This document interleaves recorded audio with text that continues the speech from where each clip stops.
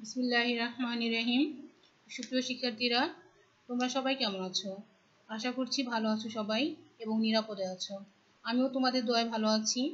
সবাইকে অনলাইন ক্লাসে স্বাগত জানিয়ে আমি আমার আজকের ক্লাস শুরু করছি।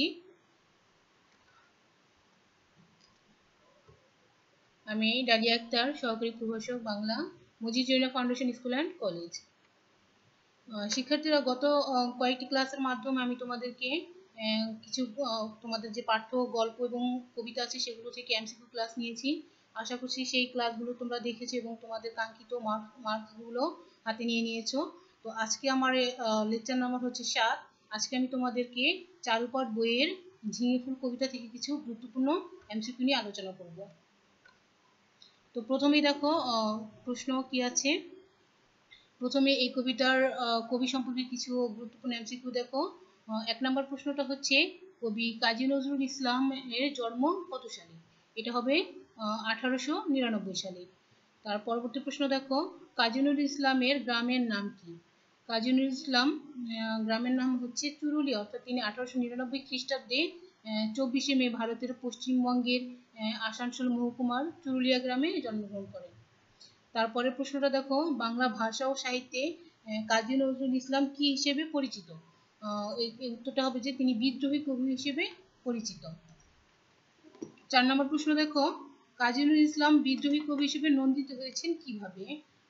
অর্থাৎ তিনি অন্যায়, শোষণ ও নির্যাতনের বিরুদ্ধে উদ্দীপনামূলক কবিতা লেখালেখি করেছেন বলে তিনি বাংলা ভাষা ও সাহিত্যে বিদ্রোহী কবি হিসেবে পরিচিত। পরবর্তী প্রশ্ন দেখো, কোন কবি রাষ্ট্রদ্রোহের অপরাধে কারাবরণ করেন? এখানে উত্তরটা হবে কাজী নজরুল ইসলাম। কারণ হচ্ছে তিনি ব্রিটিশদের বিরুদ্ধে, তাদের অন্যায় ও শোষণের বিরুদ্ধে তিনি তার লিখনী ধারণ করেছিলেন এবং জনগণকে উৎসাহিত করেছিলেন। এজন্য তাকে রাষ্ট্রদ্রোহের অপরাধে কারাবরণ করতে হয়েছিল। এবার আসে 6 নম্বর প্রশ্ন দেখো, ঝিঙে ফুল কবিতাটি পাঠ্যভুক্তির উদ্দেশ্য কি?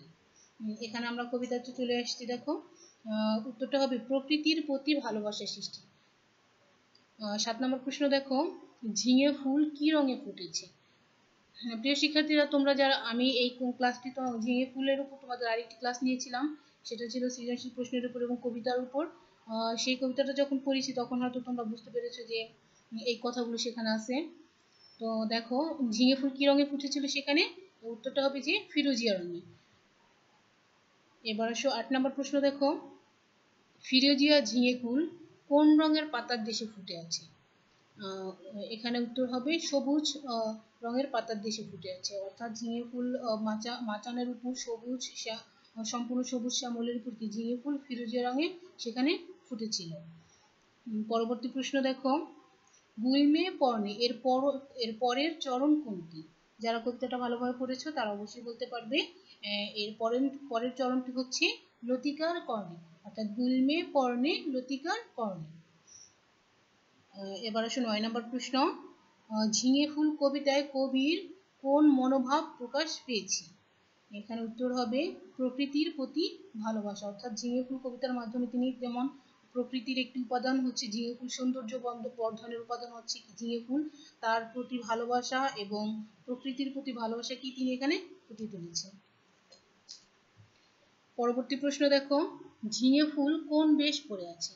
এখানে উত্তরটা হবে জাফরানি বেশ।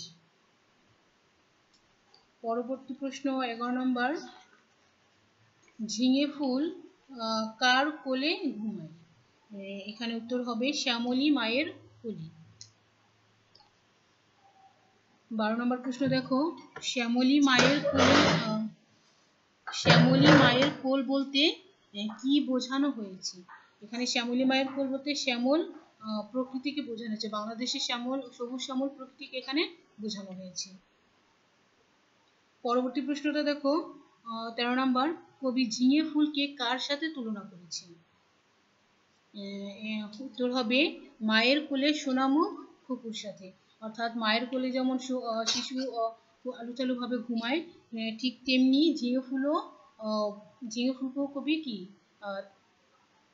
সোনামুখ খুকুর সাথে তুলনা করেছেন। 14 নম্বর প্রশ্নটা দেখো, ঝিঙে ফুল কবিতায় অলকা বলতে কি বোঝায়? এখানে অলকা শব্দটির অর্থ হচ্ছে স্বর্গ। শব্দার্থ, কবিতার শব্দার্থগুলো অবশ্যই তোমরা বুঝতে চেষ্টা করবে এবং করবে, কারণ শব্দার্থ যদি না ভালোভাবে না বুঝো তাহলে কিন্তু প্রশ্নগুলো ভালোভাবে বুঝবে না।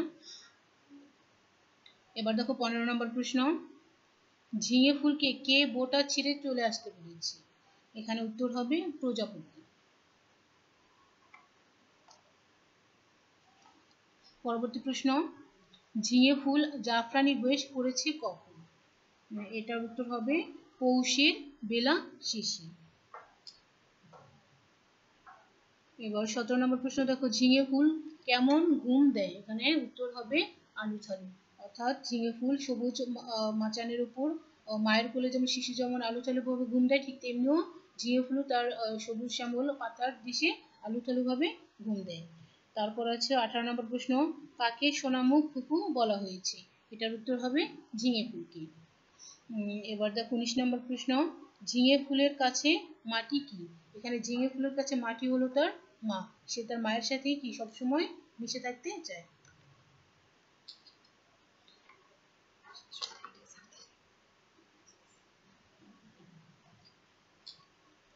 পরবর্তী 20 নম্বর প্রশ্ন দেখো, আসমানের তারা ঝিঙে ফুলকে কোথায় যেতে বলে? এখানে উত্তর হবে আসমানের তারা ঝিঙে ফুলকে আকাশে যেতে বলে। পরবর্তী প্রশ্ন দেখো, আসমানের তারা চাই এর পরের চরণ কোনটি? এর পরের চরণ হবে আসমানের তারা চাই চলে আয় এ অকুল। 22 নম্বর প্রশ্ন দেখো, চলে আয় এ অকুল, এখানে অকুল বলতে কি বোঝানো হয়েছে? এখানে অকুল বলতে বিশাল আকাশকে বোঝানো হয়েছে, যে ঝিঙে ফুল যেন তার মাটি ক্ষুদ্র মাটির স্থান ছেড়ে কি বিশাল আকাশে চলে আসে। 23 নম্বর প্রশ্ন দেখো, লতিকার কর্ণে ঝলমলে দোলে দুল হলো কি? এখানে হচ্ছে লতিকার কর্ণে ঝিঙে ফুল দোলে, কানে যেরকম কানে যেরকম কি স্বর্ণের কানের দুল দোলে, ওই রকমই ঝিঙে ফুলও কি তার লতার সাথে ঝুলে আছে। এবার দেখো 24 নম্বর প্রশ্ন, পরি জাফরানি বেশ, এখানে পরি শব্দটি কি অর্থে ব্যবহৃত হয়েছে? এখানে পরি শব্দটি পরিধান অর্থে ব্যবহৃত হয়েছে। 25 নম্বর প্রশ্ন দেখো, জাফরানি বেশ পড়েছে কে? এখানে উত্তর হবে ঝিঙে ফুল। পরবর্তী প্রশ্ন, ঝিঙে ফুল অলকায় যেতে রাজি নয় কেন? এখানে উত্তর হবে মাটি ও মাকে ভালোবাসার কারণে ঝিঙে ফুল অলকায় যেতে রাজি নয়। 27 নম্বর প্রশ্ন দেখো, মশগুল শব্দের অর্থ কি? এখানে উত্তর হবে মশগুল শব্দের অর্থ হচ্ছে বিভোর। 28 নম্বর প্রশ্ন দেখো, কার হিয়া বোটাতে বাঁধা? এটা উত্তর হচ্ছে ঝিঙে ফুলের হিয়া বোটাতে বাঁধা। 29 নম্বর প্রশ্ন দেখো, প্রজাপতির আহ্বান শুনে ঝিঙে ফুল কি করে? প্রজাপতির আহ্বান শুনে ঝিঙে ফুল তাকে প্রত্যাখ্যান করে, কারণ সে তার মাটি মাকে ছেড়ে যেতে চায় না। পরবর্তী প্রশ্ন 30 নম্বর দেখো, ঝিঙে ফুল কোন মাসে ফোটে? এটার উত্তর হবে ঝিঙে ফুল পৌষ মাসে ফোটে। শিক্ষার্থী বন্ধুরা, আমি তোমাদের এই ক্লাস আজকে 30টি প্রশ্ন দিয়েছি। আশা করছি তোমরা সেই ক্লাসটা ভালোভাবে দেখবে এবং প্রশ্নগুলো আত্মস্থ করবে এবং পরীক্ষায় ভালো একটি মার্কস অর্জন করবে। তো আজকে এখানে এই পর্যন্তই আমি তোমাদের ক্লাসটা শেষ করছি। সবাইকে ধন্যবাদ জানিয়ে এবং পরবর্তী ক্লাস দেখার আমন্ত্রণ জানিয়ে এখানেই শেষ করছি। আল্লাহ হাফিজ।